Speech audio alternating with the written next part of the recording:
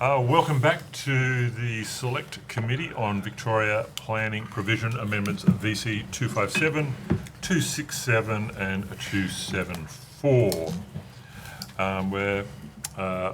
We're going to have a session now with the Department of Transport and Planning. Before I do that, and I know you've heard this before, but we'll do it nonetheless, could I just advise that all evidence taken is protected by parliamentary privilege as provided by the Constitution Act of 1975 and the provisions of the Legislative Council Standing Orders. Therefore, the information you provide during the hearing is protected by law. You are protected against any action for what you say during this hearing, but if you go elsewhere and repeat the same things, those comments may not be protected by this privilege. Any deliberately false evidence or misleading of the committee may be considered a contempt of Parliament, and all evidence is being recorded. You will be provided with a proof version of the transcript following the hearing. Transcripts will ultimately be made public and posted on the committee's website. So, welcome. Thank you for joining us again. It's lovely to see you, and thank you for making the time to share with the committee. For the Hansard record, can you please state your name and the organisations you are appearing on behalf of? Justin O'Mara with the Victorian Planning Authority. Colleen Peterson, Head of State Planning with the Department of Transport and Planning. Andrew McKeegan, Deputy Secretary of Planning and Land Services, Department of Transport and Planning. Terrific. Thank you so much, and I believe you have a presentation you'd like to open the session with. Yeah, thank you. We just have a few short slides here that we'd like to go through. I'd like to start off by acknowledging the traditional owners of the land in which we're meeting here today and pay my respects to elders past, present and emerging. The slide deck really just goes to a couple of the questions I think we had in the first session where we attended, mainly in and around consultation. We only have a few slides, we won't spend the full 15 minutes, we just will talk to a couple of key points. The one point that I will make that isn't on the slide as well, and I know we did talk to this and haven't had the opportunity that you have all had, and I know you've delved into this very deeply, and I have sort of tuned into a few elements where I can. And I guess one of the key points we tried to put across in relation to our slide deck in the first presentation was the importance of the context in which these three provisions come in, and that they're not in isolation and in their own element. We really do go back to the sort of 2023 September where we started to talk about the housing statement, and then also the significant amount of engagement that's happened through Plan for Victoria, and the fact that these are tools that are embedded within that process, and the critical engagement and work that's happened across the state as part of those, both the rolling out of the housing statement actions, but also that critical engagement that we had through Plan for Victoria, which was deeply done with local government, with community and others around, what do we want Victoria to look like over the, over the next 30 years. So just wanted to sort of make sure that context of these provisions was really embedded within that Plan for Victoria work. And on that note, I'll hand over to Colleen and she'll just work through some of the consultation elements. So we just wanted to go over in just a little bit more detail the sort of consultation that was done for each of the three planning scheme amendments that are subject of the hearing. The first obviously relates to activity centres, and you can see on the slide there that there were effectively 2 rounds of consultation. The first phase was held basically during the month of April last year and focused on building community understanding of the program. And the second phase of consultation occurred from the 22nd of August to the 29th of September 2024, and that coincided with the release of the draft plans for each of the activity centres. Now, during that phase 2, we received nearly 10,000 submissions.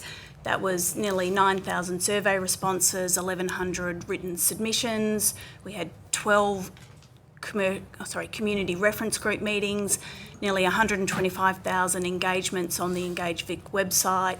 Over 300,000 letters were sent to local people that were affected by the amendments. Over 5 million interactions on the digital platforms and 37 community events.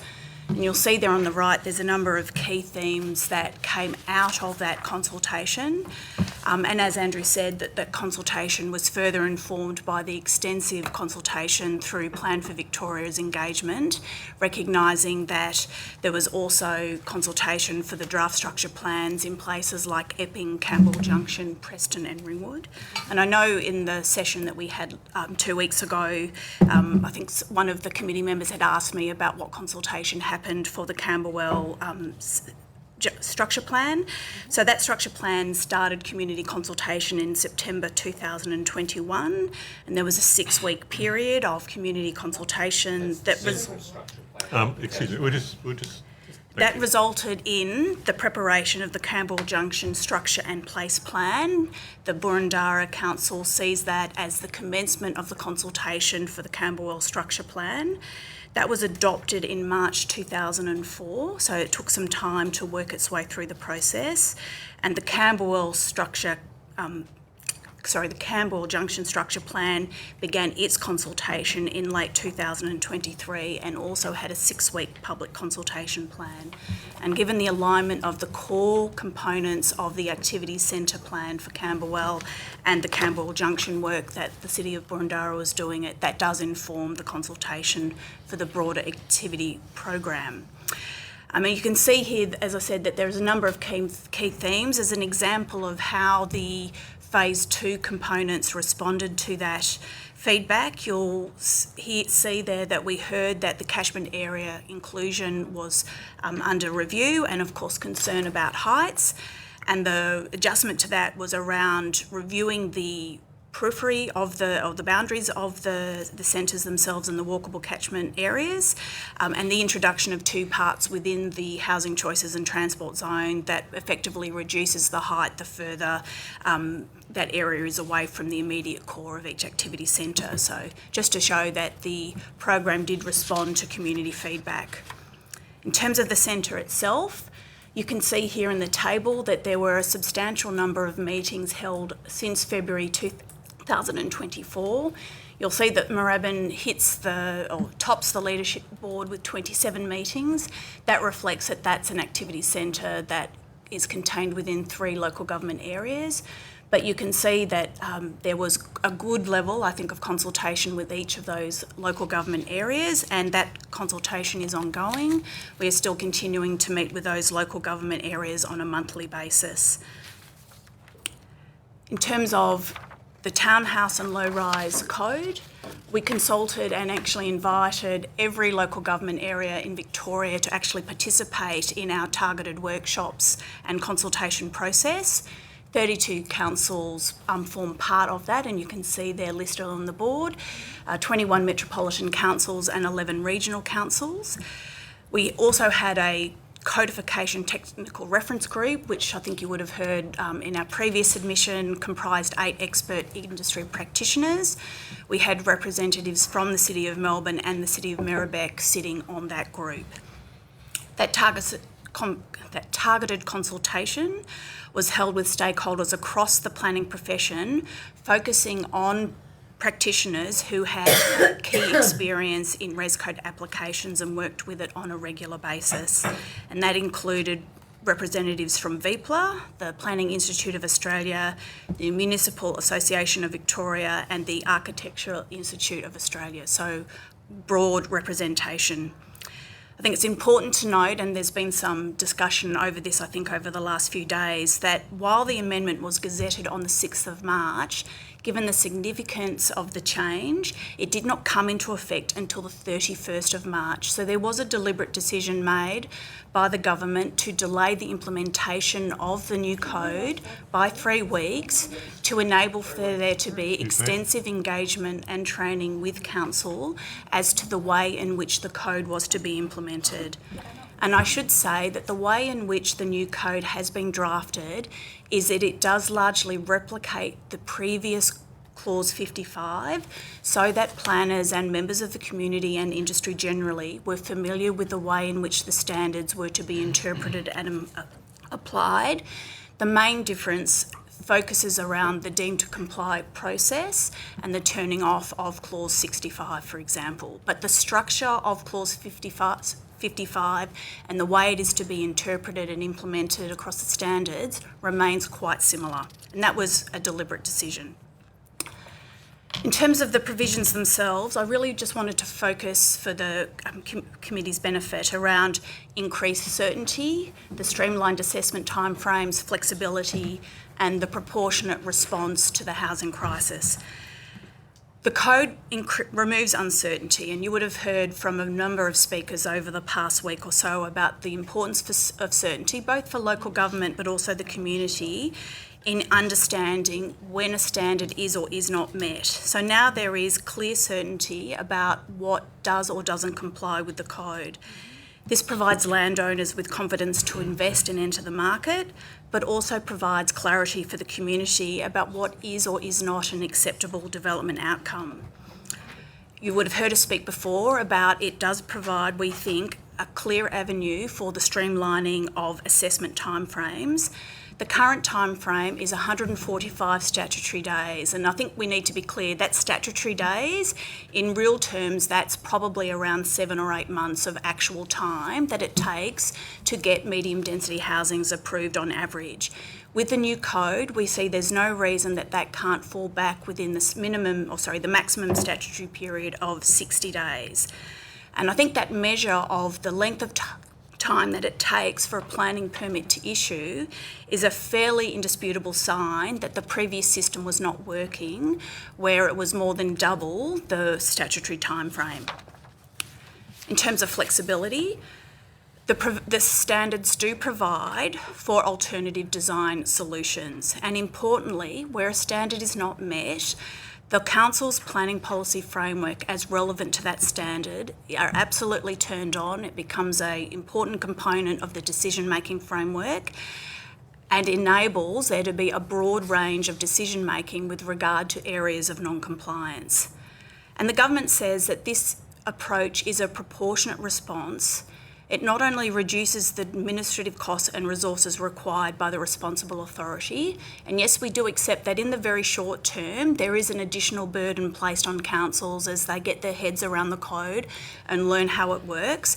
But that's really no different to any change in the planning scheme that requires some upskilling of practitioners to understand how it works. So if we can turn our minds back to when the apartment design standards were introduced about 10 years ago, there was considerable concern across local government about the complexity of those provisions and what impact that would have on the processing of apartment applications. But some years in now, those standards are deemed as being an appropriate tool and are well considered and integrated into how decisions are made around apartment buildings in Victoria. Of course, once we get through that initial transition phase, this will enable local government to focus its energy and attention on larger, more complex applications that have effect across a range of matters. So whether that's climate change, larger housing developments, commercial industrial proposals. It's important to remember that these code assess requirements only apply to 1 to 3-storey housing. Anything above 4 storeys and above still maintains full appeal rights and full notification requirements. And this is consistent with a number of other jurisdictions. So what we've done, just for the assistance of the committee, is to give you some comfort around the fact that the approach undertaken by the government is not unusual. If we look at New South Wales, under the New South Wales planning system, a development consent, or a planning permit as we call it here in Victoria, does require a permit in most instances. However, for a development that complies with the standards, there is no third-party review with a fast-track assessment of only 20 days. So it's a more accelerated system in New South Wales. That's fairly consistent with the new clause 55, where if an application meets the standards and the objectives, there is an exemption to third-party appeal. Examples of residential development that comply would be, of course, new dwellings, but of course medium density housing, which in New South Wales they call manor housing. In Queensland, there are 2 categories of assessment, code and impact. For a code assessment, and this is typically medium density housing, there is no third party appeal rights and there's in fact no advertising of applications at all. So further than what clause 55 takes us through. In Auckland, there's been much talk over the last few years around the opening up of the City of Auckland, recognising that that is a council area that occupies pretty much the entire metropolitan area of that city. In Auckland, 3 homes on a site up to 3 stories in height, there's no public notice and no third-party review. If the standards are met, there's no requirement for a planning permit, and in fact you go straight to the building approval process. Where you've got 4 or more residential units, a permit or a consent is required. However, if you meet the standards, then there's no third-party review and no public notice. So again, consistent with the sort of controls. Finally, if we just go to the consultation, the slide probably speaks to itself, but there's been significant consultation which is ongoing for the SRL. Thank you very much. That's terrific. Really appreciate that. We'll move into questions now, starting with, I guess, me. The deemed to comply provisions, we had some interesting evidence from Stephen Rowley, which I'm sure you've been monitoring a lot of this, where he suggested that, in fact, the deemed to comply, particularly with, I think, the larger 3-storey type structures, may in fact be quite problematic. And that in fact, for planners seeking to interpret it, it could be both complex and also the source of litigation as to whether it's that. I guess my question would be, do you agree with that?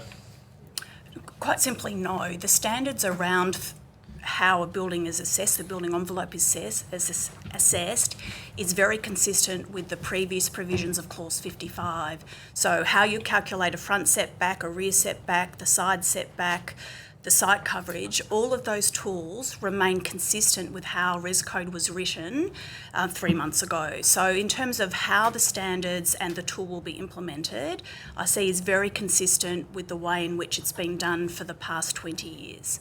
Okay. I don't want to risk verbaling Dr. Rowley, so I won't seek to pursue that any further. Operation Sandon talked about the dangers of corruption being, and I guess the decision making being located in one place, being the council. I guess there's a view that in fact what you've done through these changes is actually bring that potential source of corruption from the council into DTP. Could I ask your reaction to that? Yeah, I don't see the connection in the sense of what we've sought to do is have controls that are consistent across the state that actually removes away discretionary decision making that could allow for, in fact, any form of corruption to occur. In fact, what we're saying is having some more standardised approaches across all council areas. Those assessments are still being undertaken within councils to the majority. There are only a small number of assessments that actually come into our team within the state government, and so I'm not sure. I think that would be a very long bow to draw to actually make any reference to this being a greater or more risk. In fact, I would say it's probably arguably lesser risk for any form of... I won't attempt to quantify the level of risk, but I think clearly the Commissioner did identify this, and obviously their recommendation was for an independent determinative panels, but you've chosen not to adopt that. Can I ask why? So that is a consideration in the sense of whether the government's looking at its Planning and Environment Act. I mean, I think there are elected officials in both local government and state government are elected to make, their decisions. They have done so within council. Whether those permits go within council or the state government, that's all done within very clear parameters and process. I don't think there has been a consideration for these 3 provisions that either change that or impact that or make any difference in relation to those decision-making protocols. So I don't think any decision around determinative panels or the approach to planning reforms relates in any way to these 3, or I can't see the connection back to these 3 provisions. Is there something we can expect in the near future with regard to those independent panels? The independent panels are done quite differently across various different jurisdictions, and I think it was discussed today. For example, there's an example in South Australia that they're done in a particular way. Often they're done in relation to how projects are assessed, and I think when you're looking at the planning system, there are always a need to look at, are we doing things in the most effective and efficient way or not? One of those elements is if you have skills-based independent people making that assessment, is that more effective or more efficient than what we currently have in the system now? We don't have any government policy position currently or directive to go and look at panels or consider that in an alternate way. So perhaps in terms of what's coming down the line at us then, in terms of the 4-storey plus, are we expecting to see planning scheme amendments specifically covering that over 4 storeys and above? Yes, so we are specifically looking at the development of a code that sits in that mid-rise range of 4 to 6 storeys, and that's work that we'll be completing later this year, including consulting with various local governments about what that guide or code will look like. Okay, thank you. I know we've crossed this before, but I guess certainly we've heard a lot of evidence from different stakeholders, especially councils, about the impact upon them when you drop down these planning scheme amendments, and they have virtually, in some cases they do have an immediate date of effect or a very short date of effect, and it's been raised that it would be reasonable to look at a 30-day period between when it's announced and when it's gazetted. What's your position on that? Does that seem a reasonable request, given the imposter on councils as a result? I think it depends on the amendment itself. There are some planning scheme amendments... Well, what about in terms of the ones we've got in front of us? That's right. And clause VC267 is a good example where there was in fact a 3-week window, so we gazetted it on the 6th of March. It didn't come into implementation till the 31st of March. So because of the nature of that change, we did work in a transition period. We undertook extensive education programs with local government to upskill them in that space. And for the other two? The other two are different because they are planning tools, not actual... So because they are tools themselves, it didn't require that kind of leverage, recognising that the implementation happened, I think it was 2 weeks ago, for the Activity Centre program. Thank you. Mr Davis. Thank you for returning, and I welcome the VPA as well. My first question is just an assurance that the materials that were taken on notice the other day will be provided. The understanding is that by 5 p.m. today. Is that correct?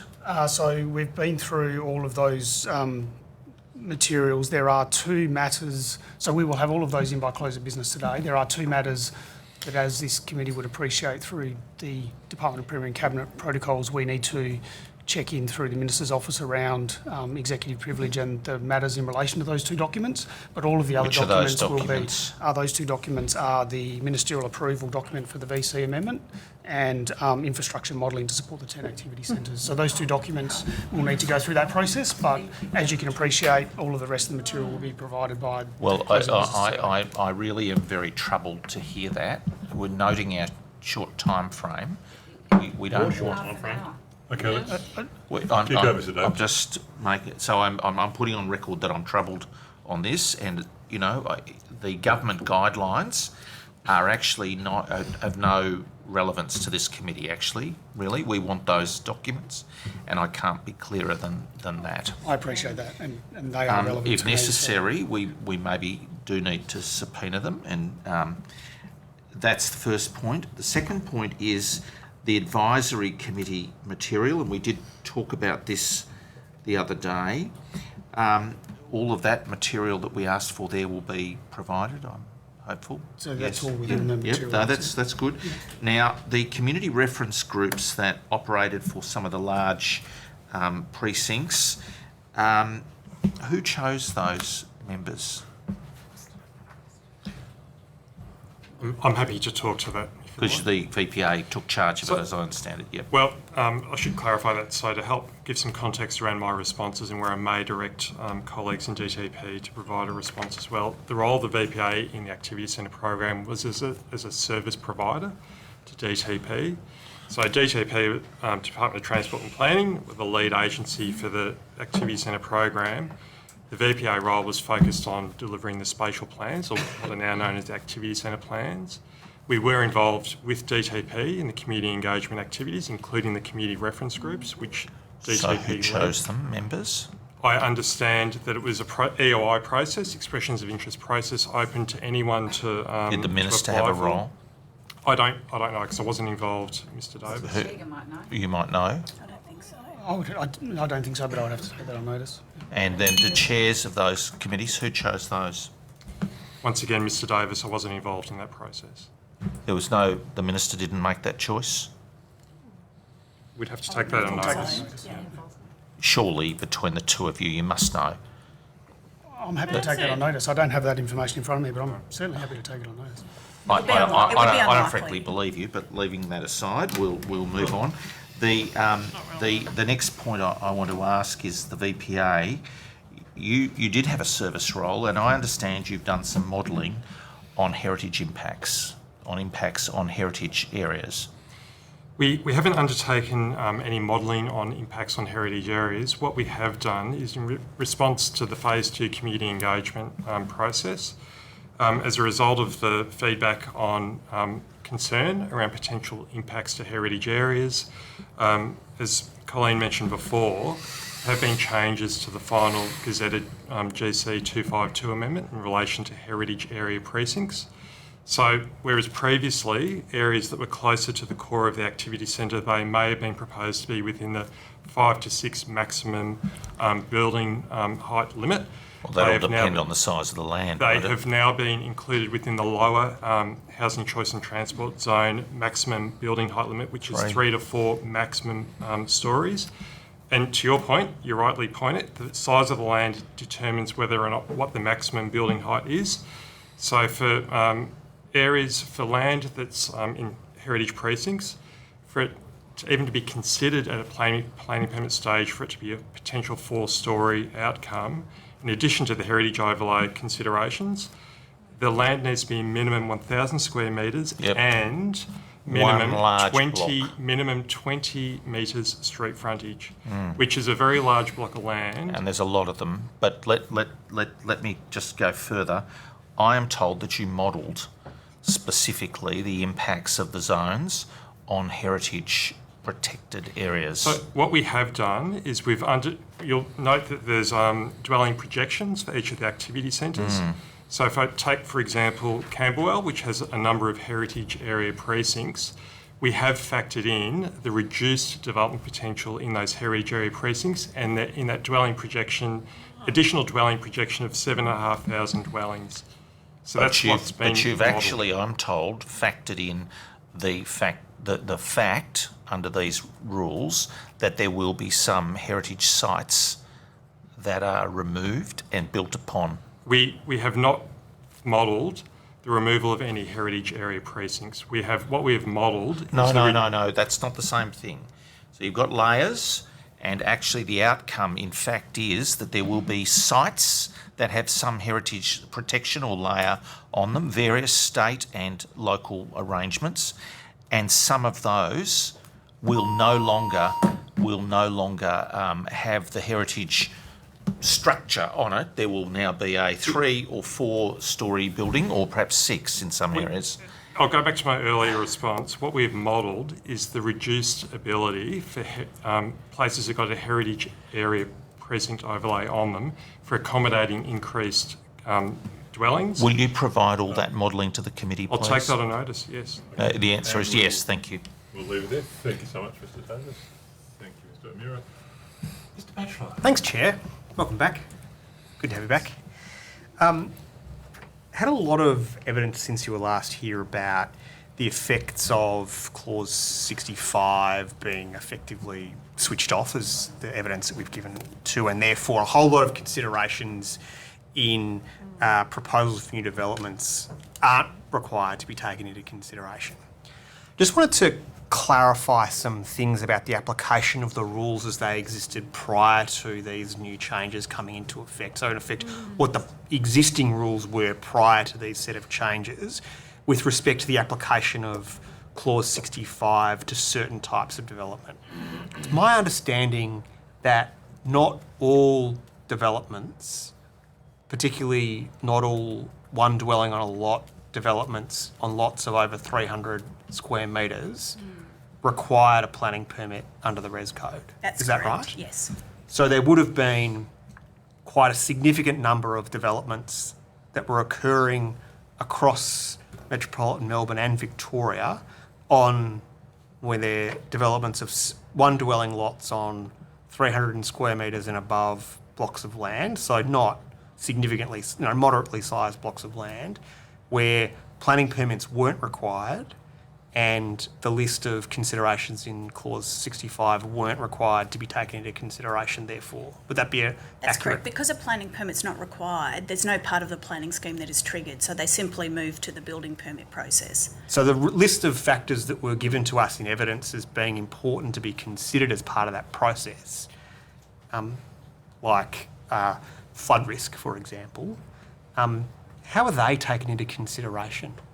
Through the building permit process. So building permit. the building surveyor is required to consider the flood risk. They have access to Melbourne Water's latest modelling, and the building surveyor will require the finished floor level of the dwelling to be the requisite height. It's typically 300 mil above the flood level set by Melbourne Water. So the situation that we are facing under these new changes is something that has existed prior to these changes for certain types of Well, single dwellings single is the most dwellings common, on yes. a lot. Right. So it's not fundamentally a new concept that's being introduced into the planning Correct. scheme. And how's that gone as a process under the Res Code, right? So we've had it for a while. Has there been significant problems, concerns, issues raised by councils or planning peak bodies about those rules as they've operated in the past? I've certainly in my role in state government, I'll defer to Andrew and Justin as well, but there's really no conversation around the inadequacy of the planning system to deal with single dwellings that don't require a planning permit. There's just no conversation around that whatsoever. The fact that Clause 65 doesn't apply in those circumstances hasn't been a feature of hasn't been a feature of concern that's existed in the planning scheme up Correct. to this point. Correct. That's useful. I want to go to this very useful slide earlier about consultation. We've had, trying to think how to characterise the evidence. I don't think, maybe hyperbole is probably an accurate description. We've had some people tell us that these changes were developed in secret. Do you accept that this has been a secret process? Absolutely not. I assume we're talking about Clause 55 in The particular. evidence All that of was them. given to us was that all of these three planning scheme amendments, the VPP changes, were developed in secret. No. And that was evidence that we got in two weeks ago. No, there's been clear consultation with local government along every step of the way. There's been clear... Consultation on Chair, Okay, bit of order, please. There has been, if I look at the Townhouse Code to start with, there has been a clear understanding from the outset about the desire for a fully code-assessed approach. From day dot, when every local government in Victoria was notified, it was clear that that was the government's intention in line with the housing statement. and when was day dot? Like, when did you first say to local councils, we are going to embark, our policy direction is one for a codified system? Dictatorship.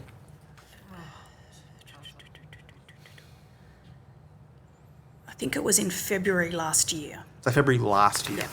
So more than 12 months ago. Correct. You signalled the intention for what became VC267 to go to a codified approach. And when was VC267 gazetted? The 6th of March. And it came into effect on the 31st of March. So we're Correct. talking This 13. year. Yeah, so we're talking 13 months prior to that. Thereabouts, You yes. basically signalled a policy intent and then commenced a process that as I recall from the slides, every local government was invited to participate in. Correct. And in August of 2024, every local government was emailed a copy of the draft. So everyone got a copy of the provisions? draft Yes. 6 months after your policy intent was signalled, Yes. and at least 6 months before it came into effect. Correct. And everyone was invited to participate Yes. in the consultation process. And write a submission, yes. Okay. Thanks, Chair. Dr. Mansfield. Thank you, Chair. Just at the outset, just wanted to clarify at the last hearing you appeared at, I'd asked about modelling regarding affordability. Is that something that is included in the information you're providing on notice? I understand that I have to Yeah, check, it's but I right. think Okay. I think I was told That's only all right. two Just, documents, just but wanted to clarify Yes. that was something you said you'd provide on notice. Just want to clarify a few things that have been said. Following up from what Mr. Batchelor was talking about with the exemptions to clause 65 for some of the single dwellings meeting certain requirements, is it the case that in those situations a permit's not actually required? Correct. So it is different to the VC267 in that this is for a situation where you've got 2 or more dwellings up to 3 stories being built and a permit is being sought. Yes. The planning controls are different, but the principle around there being no consideration to things like flood risk, ESD and other matters in the planning system for single dwellings, that concept is the same, but the planning permit trigger is different. Yeah. So, but it is a slightly different sort of situation. Yes, in that we've actively turned off that part Yeah. where a permit is required. Yeah. And also, you indicated before that with the changes to VC267, that there was a 3-week period, 6th of March, they were notified it was to come into effect on the 31st of March. But is it not true that for any applications that were received on or after the 6th of March, councils had to consider the new clause 55 if a permit was likely to be issued on or after the 31st of Yes, March. So absolutely. effectively they had to apply the new clause from the 6th of March.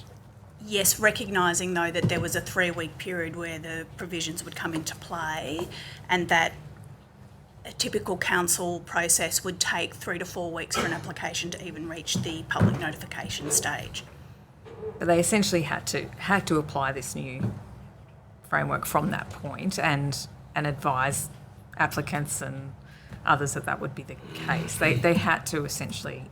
Yes, but I think it's also fair to say that applicants weren't lodging applications. Applicants actually held back and waited until the 31st. So the anecdotal evidence that I have, both from local government and also from the development industry, is that applications were either withdrawn and they waited until the 31st or they were redesigned. Okay. And you said that there was extensive engagement with councils to assist them with that transition. What did that look like? So we held a series of workshops to effectively explain the provisions. I was personally involved in every single one of those workshops. We probably had 2,500 people across the course of 3 weeks attend those workshops. Some of those were held through PIA, some were held through the MAV, the Architects Institute, VPLA, the Landscape Design Institute of Australia, so a range of organisations. So there were workshops, but we've heard from councils that that they obviously have a fair bit of admin that they've got to sort out at their end. Can be a bit of a scrambled, updating forms, websites, information, all of that sort of thing. Is there any assistance provided by state government? That's right. So we with had a that series of side? material go up on the department website to assist council with checklists and guidelines and language to assist with communicating with the community. Okay, but the actual, I guess that admin end from the council's point of view, that bit they had to kind of manage that themselves. Yes, that's right. There's always going to be, as I say, this sort of transition period with any change. Yeah. One of the themes that has come through quite strongly from, especially the feedback we've heard from councils and planners, is that there is a feeling, a perception that they do not feel that they were adequately engaged and like genuine partners in the development of these planning scheme amendments and VC267 in particular. And there is also a feeling that had they been engaged, that they've outlined a whole lot of what they feel will be unintended consequences and poor outcomes from this. They feel that could have been avoided if there'd been that genuine partnership. Going forward, what assurances can you give about how the department will work with local government to identify, amend, any problems that emerge? Certainly. We've been very clear with local government, and all the communications that we've had is that we see the code as the first step. It's not the last step. It will we'll continue to monitor it. We'll continue to work with council to see what the real world experience of working the code is. I've personally given my email address to every person to 2,500 people that attended the consultation, and told them to email me directly with any concerns. So we are currently receiving emails. We are responding to those. Some of those matters we were able to actually fix before the amendment was put into the schemes on the 31st. So some of those unintended consequences we could fix quite quickly. I think it's too early yet to make any more substantive changes, but we will be checking in, looking for that real world experience. And I guess how will you do that? Because there's no formal structure for oversight and monitoring. We've heard suggestions for perhaps a statutory body to be set up to undertake that oversight role. In the absence of that, what processes are there for that, other than, I understand what you're saying, people can email you and there's that informal, oversight? We're certainly able to set up a more formal process. A good example would be the meeting we had with the Casby councils about 2 weeks ago to listen to them and some of the concerns that they've raised around environmental sustainability. And there's a commitment for ongoing discourse and improvements, not necessarily within Clause 55, but more broadly within the planning system to address some of the concerns that they have. Recognising, of course, that what the new Clause 55 does is raise the baseline for ESD for all 78 municipalities in Victoria. That's not to say there's not further work to do around improvements to ESD, but that can continue to be work and be done outside the Clause 55 revisions. Thank you. Ms Crozier, over to you. Thank you very much, Chair. Thank you for reappearing before the committee. And we've had lots of evidence over the last few days, which is probably very much contrary to what you're just saying, but nevertheless, we'll distill all of this.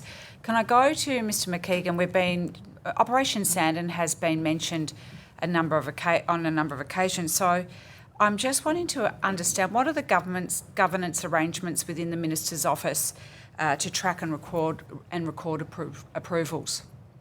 So when approvals are made, the report in relation to those assessments are made public after the decision is made. So are there instances where there's been issues around documents being lost or ministerial duplication of briefs or documents not being signed properly? Not to my knowledge, no. Okay.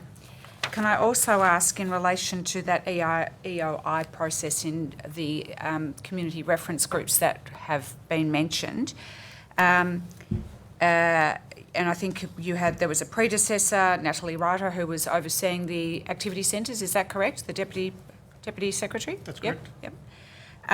Are you aware that the Minister's office went through a spreadsheet? There was a spreadsheet with those number of people that were put an expression of interest. I don't know how big that was. How big was it? Applicants? I'm not aware of the number or the process, but... Okay.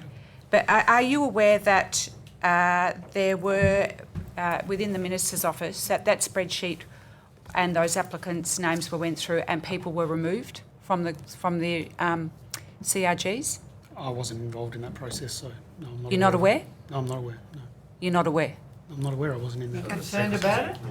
We take that on notice. Ms Crazier's got the call Sorry, at the moment. could I clarify the question? Sorry.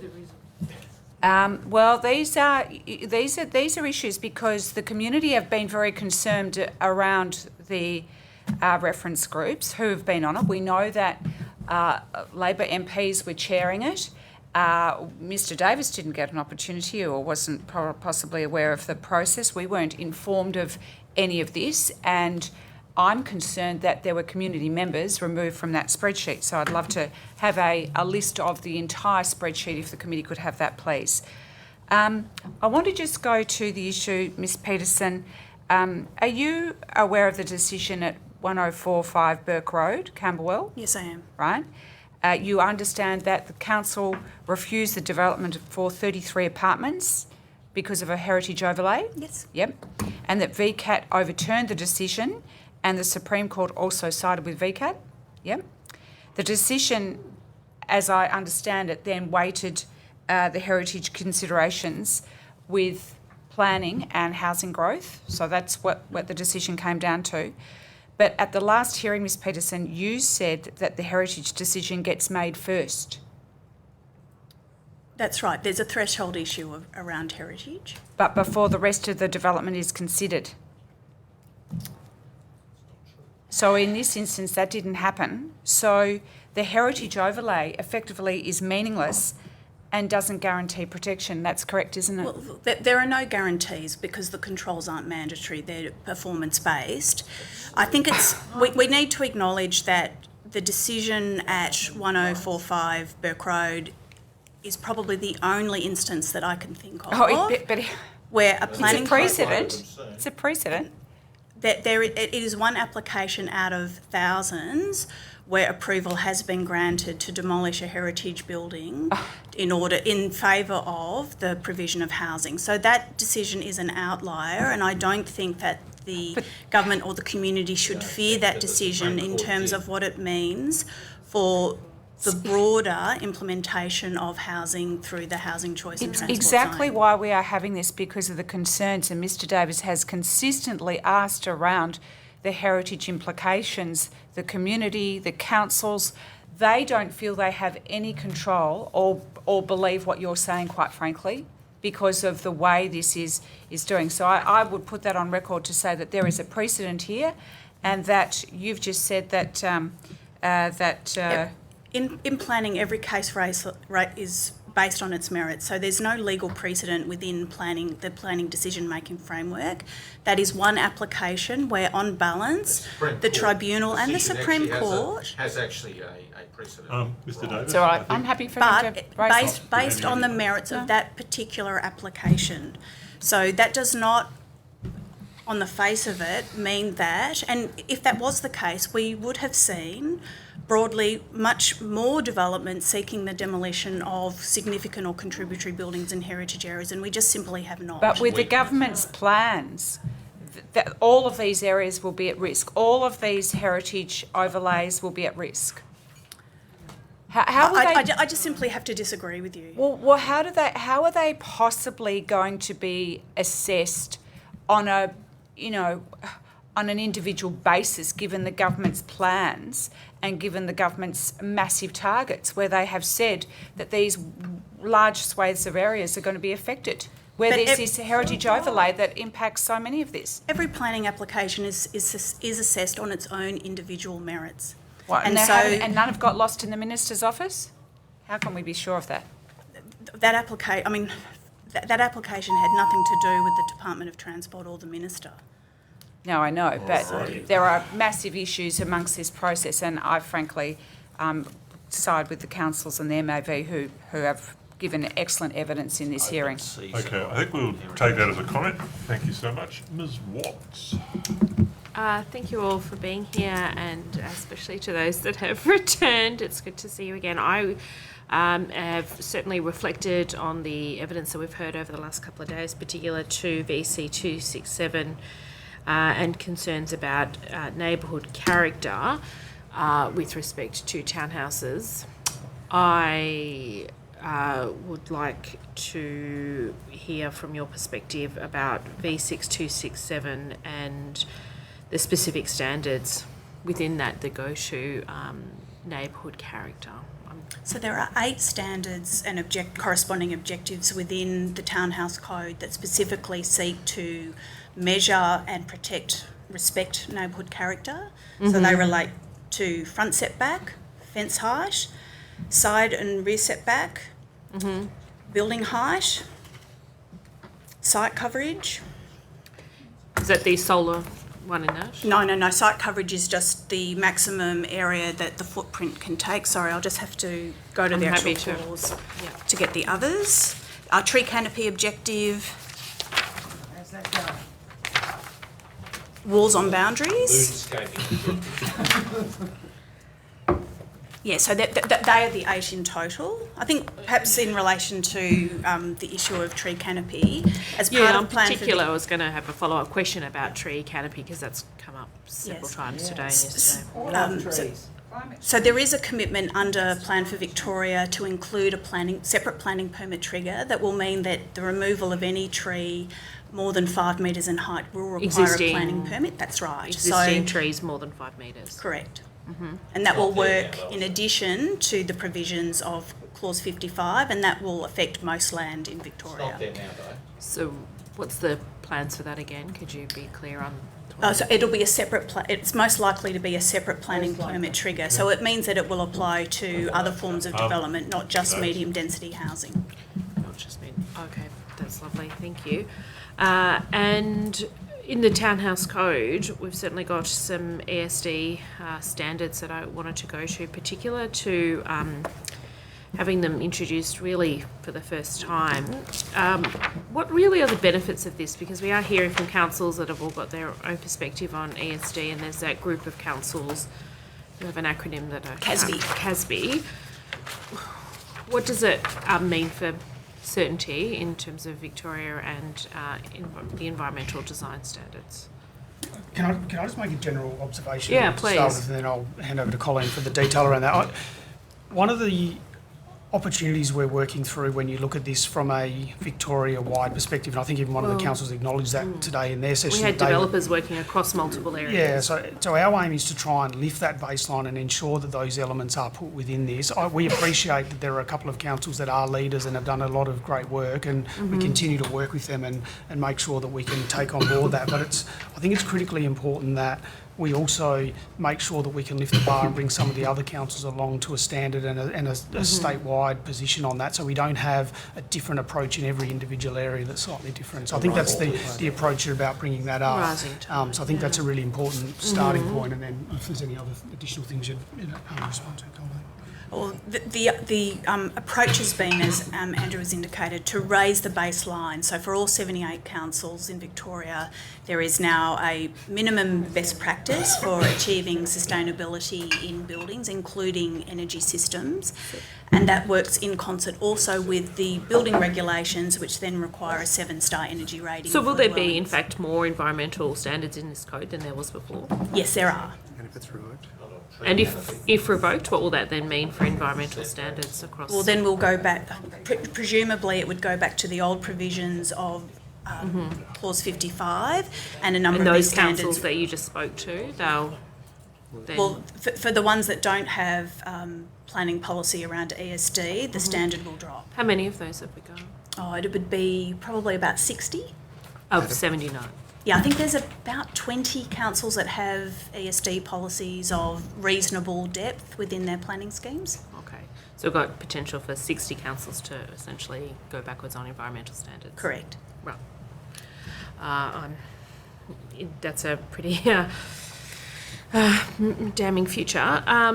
I also wanted to particularly ask about third-party review. It's a question that I've come up with on a couple of previous folks about the difference in particular councils having more reviews happen, more appeals happen.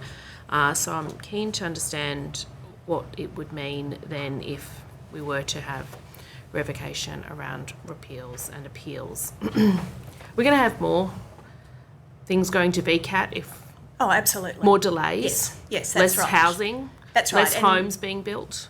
And the consequence will be that Please. Not everyone wants to move to Casey. Some folks really want to move to Borondara. Sorry, can we have a little bit of respect, please? It will mean that applications lodged in areas where communities are well galvanised against medium density housing will continue to be delayed and potentially have the additional cost of going to the tribunal. That means costs both in terms of the cost of running a hearing, but also the holding costs, which is ultimately borne by the purchasers of those dwellings when they come to market. And an uneven spread of supply then. Correct. Across the Victorian landscape. Alrighty. Thank you. Mrs. MacArthur. Chair. Ms Patterson, did you have any conversations with Kath Evans from the Property Council before these amendments No. were introduced? Did you? No? Oh, well, not No. specifically relating to these. I would have spoken to Kath Evans on a number of matters, but certainly Nothing to do with these planning amendments? You've not spoken to the Property Council? What about Mirvac, Lend Lease and Frasers? No. No conversations at all with the top end of town developers. Have you been involved in any of the discussion about a developer contribution tax? the developer contribution reforms. Yes, I have. Okay, could you elaborate, please?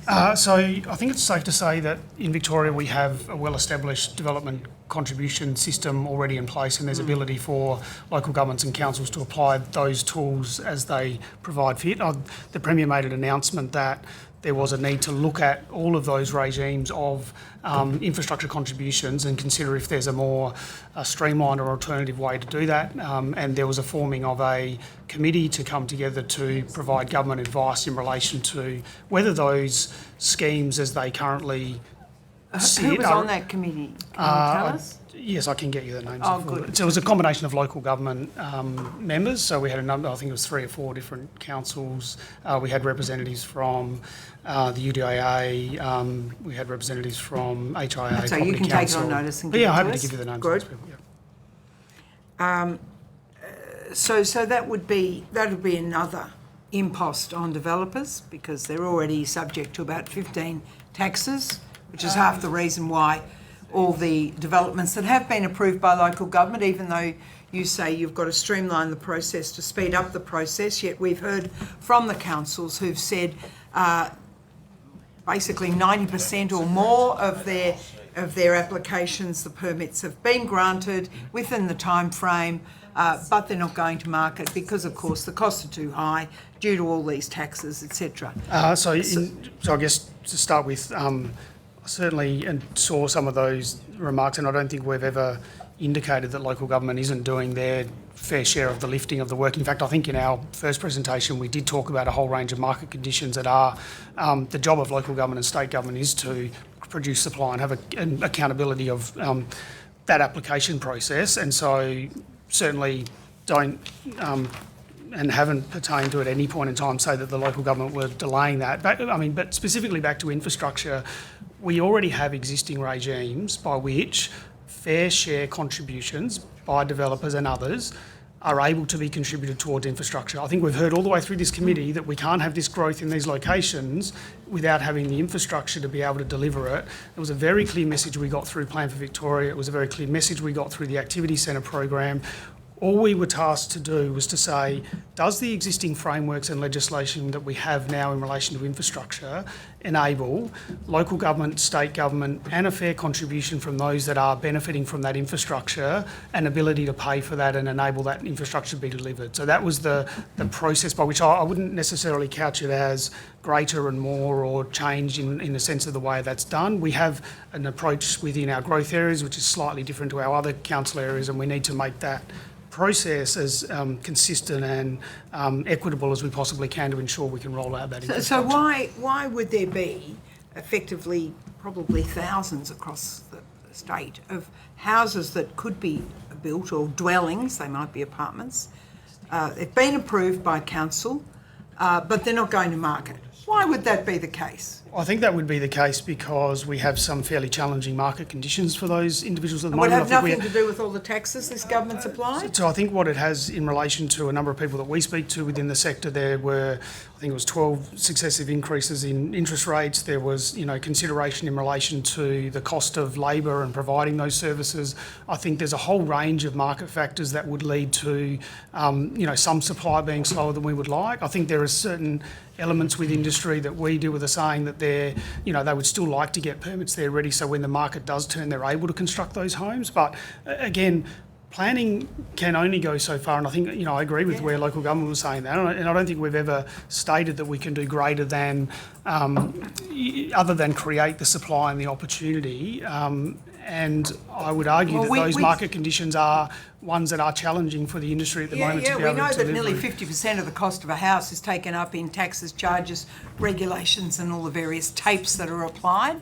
That came through in the inquiry into stamp duty. So government has created this problem. But we heard from a developer, I think it was Mr. Stanley, who said this wonderful deemed to apply sort of provision would mean that they'd be able to have these virtually prefabricated, homogenised builds that they could roll out very quickly, and they'd be all like be fabulous. But we'd end up with cookie cutter sort of approaches across the suburbs. Is that a good idea? Oh, look, I think there are modern methods of construction is, I guess, a model by which you can have some really positive outcomes in the sense of different labour forces, safety environments, and a whole range of positive outcomes from modulated construction. I don't think modulated construction equals poor design. I also don't think codification equals poor design. I mean, I've been involved in planning for a very long time now, and in other jurisdictions where we've moved from a codified system or from a merit to codified, and I strongly have a view that I have seen incredibly good products in both of those types of assessments, and I don't think by simplifying down codification it necessarily means it's a weakening of design or it's a cookie cutter, because I think there's a lot of merit assessment, and you could go out to many communities that have had a merit-based assessment and all of the homes are very similar and they're cookie cutter too. So I think that's what the councils are saying. I appreciate there's a difference of view between codification and merit. Terrific. Thank you. Mr. McIntosh. Thank you very much. Thank you all for being here. Just interested in some comments you made to my colleague, Miss Watt, just around the ESD standards in Townhouse Code. I think there was about 60 councils without ESD standards, and then I think there's something like 82 different planning schemes in Victoria. So if VC267 is revoked, what's that going to mean practically for different homes and different outcomes? They might be across the road from each other. What can you talk us through that? Oh, you mean from an ESD perspective? Yeah. Well, consistent with what I said before, it means that for the councils that don't have ESD policies within their planning scheme, which the vast majority do not, that defaults back to the previous requirements in Res Code, which has much fewer provisions for sustainability. And therefore it would rely on the building system alone to really provide for 7-star dwellings. That would be the primary factor. So on that, on the 7-star energy rated homes, so how is the National Construction Code, which includes that 7-star energy rated homes, considered for townhouse development? Oh, it's simply part of the building permit process. So once the planning permit's been obtained, then a building permit would be sought as the next stage of the building process. I think it is always one of those interesting points around what role should the planning system versus the building system play in relation to environmental performance of buildings and a whole range of things. And I think the code has come a very long way around ensuring some of those performance elements within a house, homes are factored in and ensure that they're there. But I think it's important that we have a balance between giving good planning and policy outcomes and also the building code doing the work that it needs to do in ensuring that we get environmentally sustainable and good quality homes being built. So, but if we do see those standards drop, it does mean for those council areas where they haven't got policy, they would be relying solely on the building process to be able to address that rather than having planning policy that would back that up. Yep. And at the risk of triggering Mrs. MacArthur at this point of the day, I just want to bring you to electrification. Can you just talk to how that would potentially sit within this space as well? Is there anything direct? New controls mean that no form of housing can connect to the gas network. Yeah. So all housing in Victoria, new housing now, is required to be fully electric. Yeah. Yep. Fantastic. All right. I think. Thank you. I will push on. Yeah, that's right. I did. Yes, I apologise, everyone. And I just want to come back. I think we've touched on it, and I may have missed some of it. Sorry, when I stepped outside, but just around the a tree canopy and the tree canopy targets and how that sits within all this. If you could just talk to that for us, please. So Plan for Victoria sets a objective for across the state for 30% tree canopy cover, Yeah. recognising that's a combination of canopy cover within the public realm but also within the private realm. We know through mapping, for example, of metropolitan Melbourne, that the spread of canopy cover is quite uneven. So there'll be areas of metropolitan Melbourne such as Nillumbik, Whitehorse, Yarra Ranges that have quite extensive canopy cover, and then areas particularly in the west which have very, very little canopy cover. I think it is important to recognise that the parts of Melbourne that have very high levels of canopy cover are protected by vegetation protection overlays, significant landscape overlays and the like. So for example, the Shire of Nillumbik, 90% of that shire sits within the green wedge zone. For the 10% that doesn't sit within the green wedge zone, a visual review of that planning scheme map would indicate, I would say, about 75% of its urban areas are protected by overlays that require a planning permit for the removal of vegetation. So in areas where Melbourne does have significant vegetation cover, there are other planning controls that are already in play that will require a decision maker to consider the removal of that vegetation, both from depending on the nature of the control, whether it's a landscape visual issue, whether it might be a ecological issue, for example. The controls will set that out, but it will provide protection in those canopy-rich areas. And so, what would revocation mean for the heat in growth suburbs? We heard about some councils wanting to reduce that heat island effect and whatnot.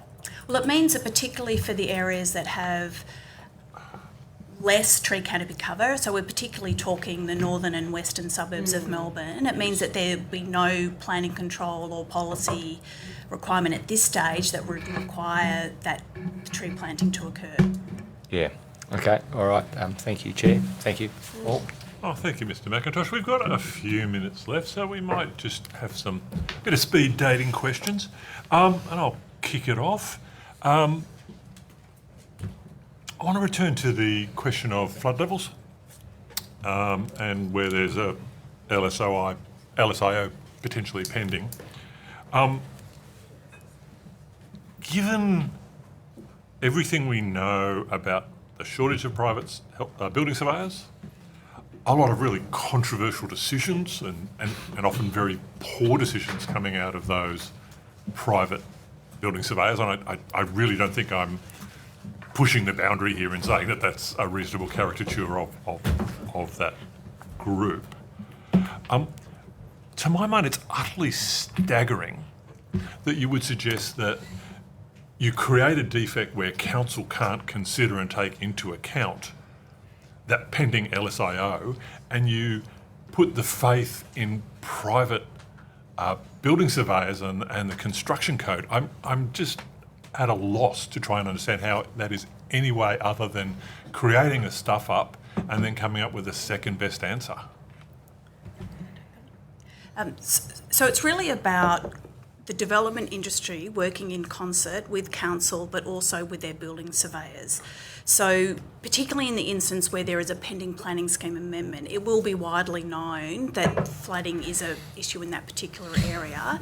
It is very easy to inquire through Melbourne Water or your building surveyor as to what those flood levels are. Well, actually, And that's really not the case. I know, because in my own backyard in Kensington, there's a whole lot of people who want exactly that information and they can't get that information, but keep going. It should be straightforward to obtain, Well, and it'd be nice if certainly we had better weather too. But in my previous experience working as a practitioner, it was straightforward to obtain. And so it's about working in concert with your designer to ensure that the building that is being designed takes into account the sorts of issues that will then also be encountered at the building permit phase. And that will, of course, include matters such as water tanks and, say, solar heating, or solar hot water, because that will be required to get the 7-star energy rating. So these are matters that designers are and should be well practiced in, because while they may not be triggered under the planning permit, they will need it in order to get their building permit as the next stage. Okay, I'm going to take that as a non-answer, but thank you nonetheless for your effort. Mr. Davis, question? And indeed, my question is to you, Ms. Peterson, and it is about your period as a consultant. You were at Ratio until when? September last year. September, October last year? Yeah. September. And were you doing work on these matters prior to that time? No. No. So you left clean, but we've heard from you a period prior to that you were involved.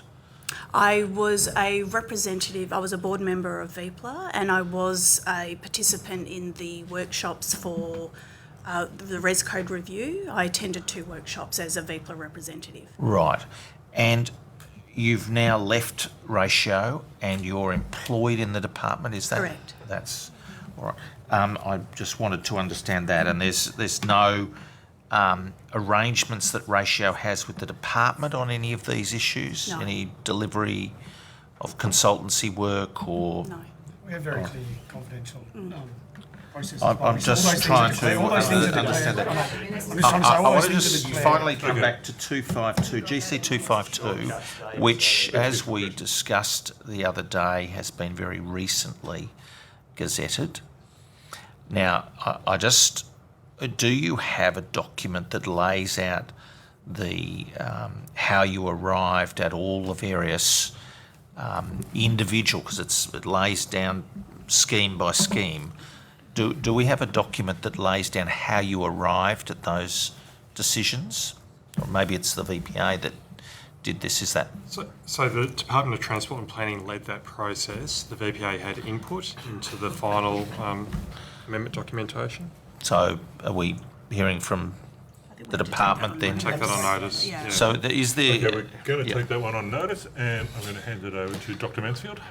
Thank you. I just wanted to follow up on some of the issues for the CASB councils with VC267. So you mentioned before that, this is really about bringing the vast majority of the state up to a better standard. But we've heard earlier today that the 27 or 26 CASB councils plus City of Melbourne that all have these higher ESD requirements, they account for over 2/3 of the population of Victoria and almost the same proportion of the new development in Victoria. So you've got the vast bulk of the population plus the development occurring in these 27 council or local government areas.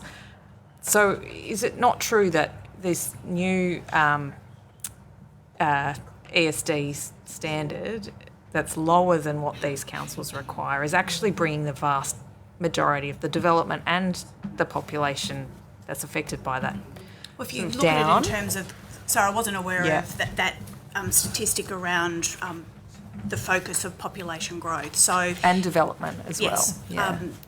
so yes, in the short term, there will be a lowering of standards, but we are working actively with the CASB councils. As I said, we met with them 2 weeks ago, and we're beginning to build a process map with which we will look to further implement the ESG roadmap. And we've been very clear to say that the changes in Clause 55 are not the end of the journey for improving the environmental sustainability of housing in Victoria. It's just another step along the process, recognising that we need to consider a range of factors around those sorts of ESD considerations, and part of that does include the impact it has on affordability. So we're balancing a range of matters, and we'll be looking at that later this year. Mr. Batchelor, I think you've got a last question. Chair. Finally, I just want to clarify something from earlier. Both in a session earlier and here, Operation Sandon was kind of thrown on the table as a bit of a dead fish. That's a very live fish. Do any of these VPP amendments that we're considering change decision-making authority or decision-making powers for planning applications in Victoria? No, the council is still the decision maker, and then the minister's powers are retained under the Act of the Council, so there's really no change to that. Correct. And just, Mr. McKeegan, you made a comment which I just wanted to clarify. You said that obviously one of the issues that IBAC went to in Operation Sandon was issues that councils might have in the influences that could creep into the exercise of discretion. And that you said something to the effect of, and I just want to clarify this, that greater codification in the planning scheme should reduce the scope for that sort of discretion to be exercised by those decision makers. Would that be a fair representation of what you told us earlier? That is a fair representation. I think the other point I would make is much of Sandon actually related to discussions in relation to planning scheme amendments and influence around getting significant changes to that land use and the strategy side of things. Once that is set and in place, we're talking about an efficient decision-making process and clarifying and having consistency and certainty for people. Therefore, that, in my view, can only improve the consistency and certainty of decision-making against that and makes it a decision that is based on well-known parameters rather than somebody's decision as to whether that is the best design or the best outcome. So we are, Chair, just if I can, we are, as I understand it, strengthening those codifications, strengthening those provisions should improve those issues in the system. Thanks. Terrific. Okay, absolutely last question. Ms Crozier. Thank you, Chair, and I'll be very quick. MAV, a range of councils have come before this committee and actually been very scathing about the process. They have raised their concerns around a raft of issues that no doubt you have been listening to throughout this process. What do you say to them about those concerns that they have raised, which are very valid? They are representing their community that I would suggest are far more in touch with their local communities than the government are. And I just, Mr McKeegan, if you can answer that in relation to those concerns that have been raised by multiple councils who are going to be significantly impacted by these changes. Certainly, and look, there's a lot to unpack of that in the time that we have, and I know there was a lot of representation. I think the first point that I would make is that we have engaged and do engage with local government. We share the planning system jointly together, and there's a whole range of elements that we do. We have a significant amount of work with local government around the strategic nature and way in which we set our planning schemes, the way in which they're delivered, and a very significant amount of the heavy lifting is done and continues to be done by local government. We are talking about two of these three provisions being tools by which any one of those councils can apply and work within their own area and have consultation That's not what within they those said. councils. No, but I'm just saying there are certain elements where they may disagree with moving towards a codified approach rather than having the skills and the local merit-based decisions. And as I said earlier, there are very differing ways in which you can assess a project, and just by having deemed to comply and codified does not take away good outcomes and design. And so I would argue that there is still a significant role for local government. Plan for Victoria, for example, whilst it's set planning targets, we have not set a determination for each local government around how they want to do that growth. A number of councils rightfully pointed out that they have very good skills around identifying planning growth within those areas, and we'll be working with them over 30 years, because the plan is 30 years, to ensure that they can deliver that growth within their council That's what areas. they've said, Mr McKeegan, allow no ability to negotiate Crozier? site-responsive design. There Ms is Crozier, just so... your comment about a very brief question, I think Well, we're well past that point. I had to So did you want to finish that interrupt. response, or are you done? I'm done. Okay, in that case, it's all over Red Rover. Could I thank you very much on behalf of the committee for coming back into the Lion's Den. It's really appreciated, so thank you for that. I just note that you will receive some transcript for review on a very tight turnaround, so if you could apply yourself to that, and obviously there's a few questions on notice that we're keen to receive.